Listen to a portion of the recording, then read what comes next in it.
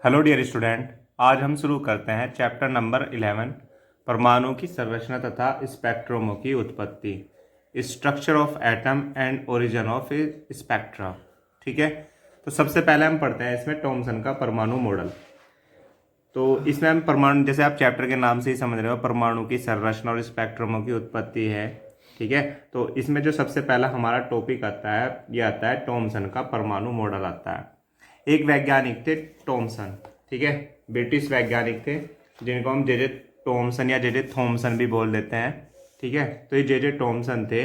इन्होंने सन 1904 ईस्वी में एक परमाणु का मॉडल प्रस्तुत किया। ठीक है, जिसे हम क्या कहते हैं, थॉमसन का परमाणु मॉडल कहते हैं। इसके अनुसार उन्होंने क्या बताया, इस मॉडल के अनुसार इन्होंने बताया कि जो परमाणु होता है 10⁻⁻10 मीटर त्रिज्या का एक धनावेशित ठोस गोला होता है। उन्होंने क्या बताया कि जो परमाणु होता है वो कितनी त्रिज्या का, 10⁻⁻10 मीटर त्रिज्या का एक धनावेशित ठोस गोला होता है। ठीक है ना, और परमाणु का संपूर्ण धनावेश तथा द्रव्यमान इस गोले में क्या रहता है, एक समान रूप से फैला रहता है। उन्होंने क्या बताया कि जो परमाणु होता है 10⁻10 मीटर त्रिज्या का होता है। ठीक है, और जो ये होता है एक धनावेशित ठोस गोला होता है। और उन्होंने क्या बताया, जो परमाणु का समस्त द्रव्यमान है या धनावेश है इस गोले में एक समान रूप से क्या रहता है, फैला रहता है। और उन्होंने क्या बताया, इस गोले पर जो इलेक्ट्रॉन होते हैं, इस गोले के जो अंदर इलेक्ट्रॉन इस तरह होते हैं जिस प्रकार के तरबूज में बीज। ठीक है, तो उन्होंने क्या बताया, इसमें इलेक्ट्रॉन इस प्रकार धसे हुए होते हैं जिस प्रकार तरबूज में बीज धसे होते हैं। जैसे आपने तरबूज देखा होगा, उसमें जगह जगह बीज धसे होते हैं। तो इन्होंने बताया था कि जो इसमें इलेक्ट्रॉन होते हैं इस प्रकार धसे हुए रहते हैं जिस प्रकार के तरबूज में बीज धसे रहते हैं। ठीक है, और उन्होंने कहा था जो परमाणु में इलेक्ट्रॉन का कुल ऋणावेश होता है वो किसके बराबर होता है, परमाणु के कुल धनावेश के बराबर होता है। ठीक है, यही किसका मॉडल था, थॉमसन का परमाणु मॉडल था। अर्थात उन्होंने क्या बताया, जो परमाणु होता है 10⁻⁻10 मीटर त्रिज्या का एक धनावेशित ठोस गोला होता है। ठीक है, और जिसका संपूर्ण द्रव्यमान और धनावेशित कहाँ होता है, इस गोले के अंदर स्थित होता है। और जो इसमें ऋणावेश होता है वो इस प्रकार धसे रहते हैं जिस प्रकार के तरबूज में बीज धसे रहते हैं। ठीक है, और जो परमाणु के इलेक्ट्रॉन का कुल आवेश है, ऋणावेश है, वो किसके बराबर होता है, कुल धनावेश के बराबर होता है। ठीक है, क्लियर है। तो ये था क्या, थॉमसन का परमाणु मॉडल था। परंतु जो ये मॉडल था ये प्रकाश वैद्युत उत्सर्जन, गैसों का आयनीकरण की व्याख्या करने में तो सफल रहा था। ठीक है, परंतु जो ये परमाणु के स्थायित्व के बारे में या वैद्युत चुंबकीय के उत्सर्जन के बारे में ये इसकी व्याख्या नहीं कर पाया था। ठीक है, तो इस मॉडल की कुछ दोष थे। इस मॉडल के क्या दोष थे, इस मॉडल के आधार पर यह माना गया था कि जब किसी परमाणु को बाह्य स्रोत से ऊर्जा मिलती है तो जो इसके इलेक्ट्रॉन है अपने माध्य स्थिति के इधर उधर क्या करने लगते हैं, कंपन करने लगते हैं। ठीक है, अर्थात जो ये मॉडल था ये परमाणु के स्पेक्ट्रम को नहीं समझा सका था। ठीक है, दूसरा क्या दोष था इसका, जो ये मॉडल था ये अल्फा कणों के प्रकीर्णन की व्याख्या भी नहीं कर पाया था। ठीक है, तो ये जो मॉडल था ये मान्य नहीं हुआ। इस कारण जो ये मॉडल था ये मान्य नहीं हुआ, क्योंकि ये ना तो ये अल्फा कणों के प्रकीर्णन के प्रयोग की व्याख्या कर पाया और ना ही यह मॉडल स्पेक्ट्रम को समझा सका। तो इस मॉडल को क्या कर दिया, अमान्य स्वीकार कर दिया था। तो ये किसका मॉडल था, थॉमसन का परमाणु मॉडल था। इसके बाद आता है रदरफोर्ड का अल्फा कणों का प्रयोग। ठीक है, तो रदरफोर्ड एक वैज्ञानिक हुए हैं, उन्होंने क्या किया, अल्फा कणों का प्रयोग किया। क्योंकि जो थॉमसन का परमाणु मॉडल था वो अल्फा कणों का प्रयोग नहीं कर पाया था, तो इसलिए क्या कर दिया था, अमान्य हो गया था। ठीक है, मान्य नहीं हुआ था। अब इसके बाद एक मॉडल आता है, वो किसका मॉडल आता है, रदरफोर्ड का अल्फा कणों का प्रयोग। और उसके बाद वो उसने अपना एक मॉडल दिया था जिसको कहा था रदरफोर्ड का परमाणु मॉडल। ठीक है, तो इस सबसे अब हम करते हैं रदरफोर्ड का अल्फा कणों का प्रकीर्णन प्रयोग करते हैं। तो अब हमारा जो टॉपिक आता है ये आता है रदरफोर्ड का अल्फा कण का प्रकीर्णन प्रयोग। ठीक है, तो सन 1911 ईस्वी में थॉमसन के परमाणु मॉडल के बाद, ठीक है, कुछ सालों बाद, लगभग 7 साल बाद रदरफोर्ड वैज्ञानिकों ने अल्फा कण का प्रकीर्णन प्रयोग किया। उन्होंने सन 1911 ईस्वी में क्या किया कि जो रेडियो एक्टिव पदार्थ होता है पोलिनियम, कौन सा होता है, पोलोनियम, उससे उत्सर्जित होने वाले उच्च गति के अल्फा कण लिए। कौन से लिए, अल्फा कण। और जो उसकी जो प्रकाश था, जो अल्फा कणों का जो प्रकाश था, तीव्र प्रकाश है ना, वो किस पर डाला, एक स्वर्ण पत्र पर, मतलब सोने की एक पतरा लिया उसने, एक पत्र लिया और उस पर क्या किया, उसने इस पर तीव्र प्रकाश डाला, तीव्र गति से अल्फा कणों की बमबारी करी। ठीक है, और ये उसने सब कुछ क्या रखा, निर्वात में। निर्वात में इसलिए रखा क्योंकि जो अल्फा कण है वायु से टकराकर अपनी जो ऊर्जा है वो उसको खो ना दे। ठीक है ना, तो इसलिए उन्होंने सब कुछ क्या रखा, निर्वात में रखा। तो उन्होंने क्या किया, अल्फा कणों की क्या की, बमबारी करी, किस पे करी, स्वर्ण पत्र पे करी।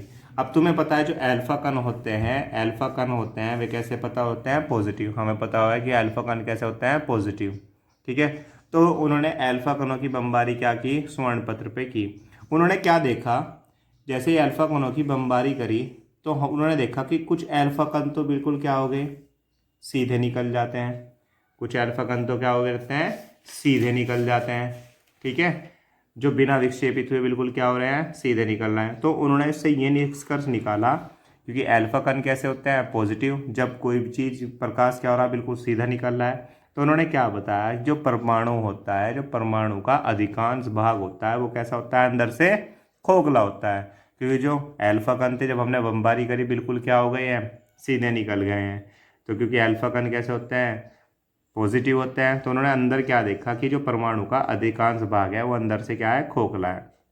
फिर उन्होंने क्या किया, फिर जब इसकी अल्फा कणों की बमबारी करी, उन्होंने देखा कि कुछ जो प्रकाश किरण है, जो कुछ अल्फा कण है वो क्या हुए, 90 डिग्री से कम कोण पे विक्षेपित हो जाते हैं। ठीक है, तो मतलब 90 डिग्री से कम न्यून कोण पे क्या हो जाता है, विक्षेपित। 90 डिग्री से कम कोण पर मतलब 30 पे, 45 पे। ठीक है, तो जब विक्षेपित हो रहे हैं, क्योंकि पॉजिटिव को क्या करता है, प्रतिकर्षित करता है, तो उन्होंने देखा कि इसके बीच में कोई धनावेशित भाग होता है।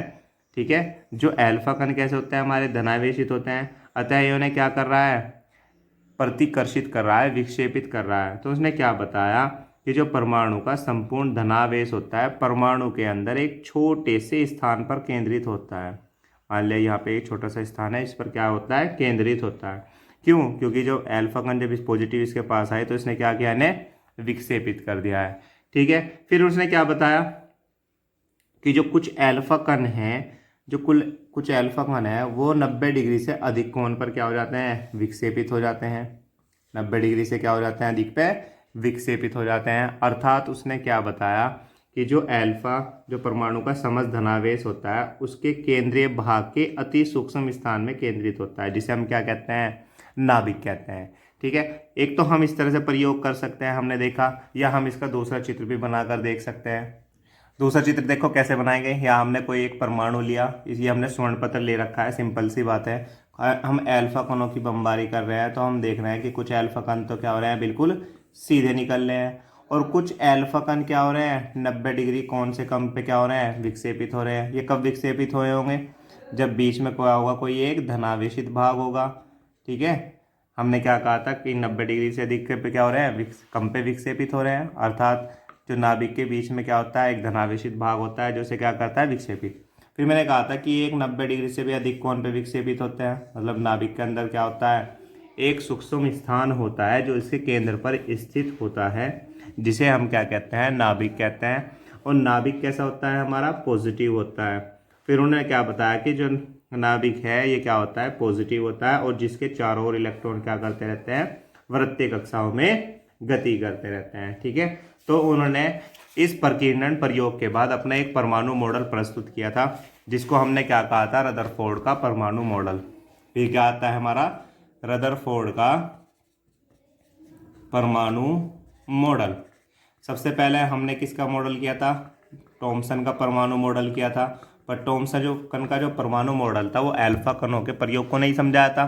फिर सन 1911 ईस्वी में रदरफोर्ड ने क्या किया, पहले अल्फा कणों का प्रयोग किया, और अल्फा कणों के प्रयोग के बाद उन्होंने क्या किया, रदरफोर्ड का परमाणु मॉडल निकाला और उससे उन्होंने क्या निष्कर्ष निकाला कि जो प्रत्येक परमाणु का समस्त द्रव्यमान है, ठीक है ना, इलेक्ट्रॉन को द्रव्यमान को छोड़कर, वो धनावेश परमाणु के केंद्र पर कितने मीटर त्रिज्या, लगभग 10⁻⁻15 मीटर त्रिज्या के सूक्ष्म गोलाकार स्थान में होता है, जिसे हम क्या कहते हैं, नाभिक कहते हैं। ठीक है, और नाभिक के चारों ओर लगभग 10⁻10 मीटर की त्रिज्या में खोखले गोले में इलेक्ट्रॉन क्या रहते हैं, वितरित रहते हैं। ठीक है, जो इलेक्ट्रॉन रहते हैं जो नाभिक के चारों ओर क्या करते रहते हैं, वृत्तीय कक्षाओं में क्या करते रहते हैं, गति करते रहते हैं। तो उन्होंने बताया था जो इलेक्ट्रॉन है नाभिक के चारों ओर वृत्तीय कक्षाओं में क्या करते रहते हैं, चक्कर लगाते रहते हैं, जिसके लिए आवश्यक अभिकेंद्र बल इलेक्ट्रॉन और नाभिक के स्थिर वैद्युत आकर्षण बल से प्राप्त होता है। तो जो उनके बीच जो आकर्षण बल है, जो अभिकेंद्र बल है, वो किससे प्राप्त हो रहा है, इलेक्ट्रॉन और नाभिक के बीच स्थिर वैद्युत आकर्षण बल से प्राप्त हो रहा है। ठीक है, फिर इसकी रदरफोर्ड के परमाणु मॉडल की कुछ कमियां भी थी।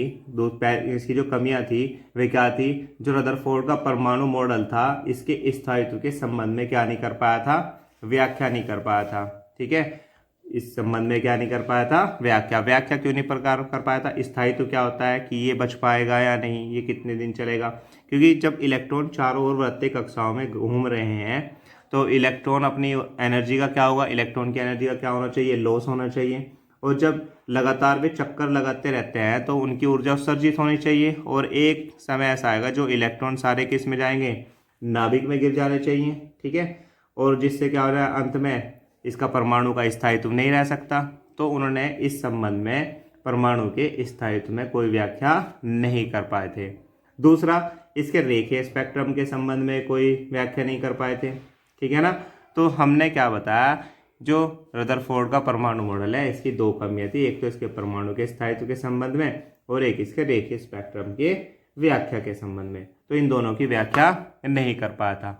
तो मैंने थॉमसन का परमाणु मॉडल बताया, थॉमसन के परमाणु मॉडल की भी कुछ कमियां थी। फिर थॉमसन के परमाणु मॉडल के बाद किसने मॉडल लिया अपना, रदरफोर्ड ने अपना अल्फा कणों का प्रकीर्णन प्रयोग किया। उसने फिर इसके बाद क्या किया, रदरफोर्ड का परमाणु मॉडल लिया। ठीक है, आपको ये अच्छी तरह से करना है। इसके बाद एक वैज्ञानिक आते हैं बोर का परमाणु मॉडल। फिर बोर ने क्या किया था, एक परमाणु मॉडल दिया। ठीक है, वो हम अपनी नेक्स्ट वीडियो में करेंगे।